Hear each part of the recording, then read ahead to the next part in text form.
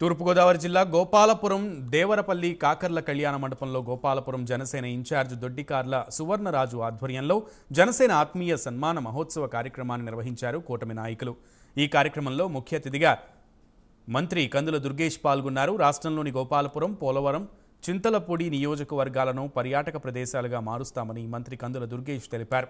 రాష్ట్రంలో కూటమి ప్రభుత్వం మంచి పాలన ప్రజలకు అందిస్తుందని, పవన్ కళ్యాణ్ ఆశయాలకు అనుగుణంగా పనిచేస్తామని పోలవరం ఎమ్మెల్యే చెర్రి బాలరాజు అన్నారు।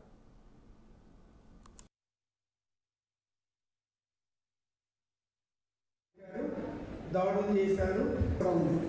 అప్పుడు హోంమంత్రి గారిని చెప్పబోయాను కానీ కుదరలేదు అని కేసు పెట్టారు।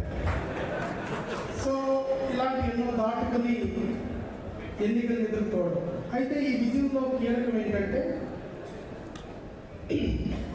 ఎప్పుడు కూడా రాజకీయ చరిత్రలో పెద్దలు ఇక్కడ ఉన్నారు వేదిక మీద, వీళ్ళందరికీ నాకంటే బాగా తెలుసు, ఎప్పుడు కూడా ఎన్నికల్ని ఒక ఏక పార్టీగా ఎదుర్కోవడం వేరు, ఇంకొక పార్టీతో కలిసి పొత్తు పెట్టుకోవడం వేరు। అయితే ఇక్కడ వచ్చేసరికి రెండో పార్టీ కూడా కాదు, 3 పార్టీల కూటమి కలయిక। బాహుట ఎగరవేయడానికి మాకు ఈ అవకాశం ఇచ్చినటువంటి పవన్ కళ్యాణ్ గారికి మేమందరం కూడా జీవితాంతం రుణపడి ఉంటాం।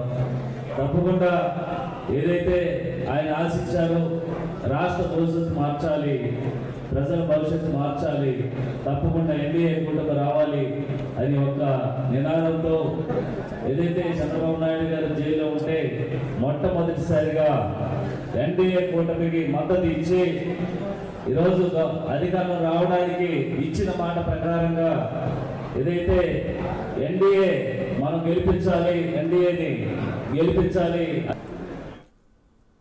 ఈ కార్యక్రమంలో ముఖ్య అతిథిగా పాల్గొన్న పర్యాటక శాఖ మంత్రి కందుల దుర్గేష్తో పాటు ఉమ్మడి పశ్చిమ గోదావరి జిల్లా incharge Kotikalapudi Govindaraju, Polavaram MLA Chirri Balaraju, Unguturu MLA Panchamatla Dharmaraju, అలాగే తాడేపల్లిగూడెం ఎమ్మెల్యే బొలిశెట్టి శ్రీనివాస్, స్థానిక ఎమ్మెల్యే మద్దిపాటి వెంకటరాజు పాల్గొన్నారు। ఈ సందర్భంగా జనసేన అభిమానులు, కార్యకర్తలు కలిసి కూటమి ద్వారా విజయం సాధించిన మంత్రికి, ఎమ్మెల్యేలకు ఘన సన్మానం చేసి మెమెంటోలను అందజేశారు। చరమగీతం పాడినటువంటి సందర్భాన్ని మీ అందరికీ గుర్తు చేస్తా ఉన్నాను।